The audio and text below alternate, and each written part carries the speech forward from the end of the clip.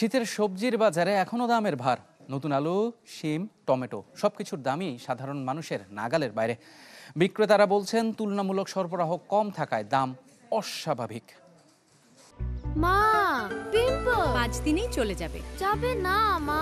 যাক, নিমের 5 অংশের পাওয়ারে 5 দিনেই দূর হবে পিম্পল।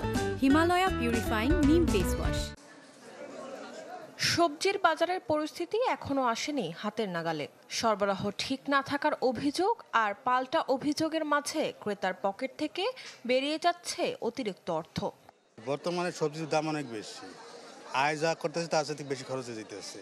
দেখেন টমেটোর কেজি 100 টাকা, এই যে সাধারণ এক মুঠাই 40 টাকা দাম নিতেছে। সবজির সিজন এখন রানিং, অথচ আপনি বাজারে দেখেন সব কিছুরই 70-80 টাকার নিচে কোনো সবজি পাওয়া যায় না।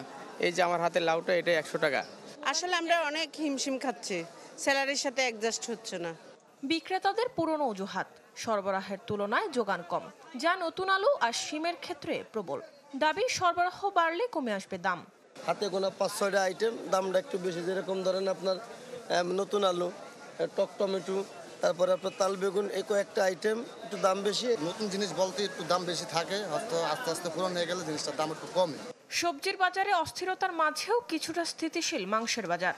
মুরগির দাম বাড়েনি, কমতির দিকে আছে। সোনালি হলো 220 টাকা, ব্রয়লার হলো 45-50 টাকা। পরিস্থিতি নিয়ন্ত্রণে বাজারে নজরদারি বাড়ানোর তাগিদ দেয়া ছাড়া ক্রেতাদের হাতে আর কিছুই করার নেই। মরিয়ম আজিজ মৌরিন, চ্যানেল 24, ঢাকা।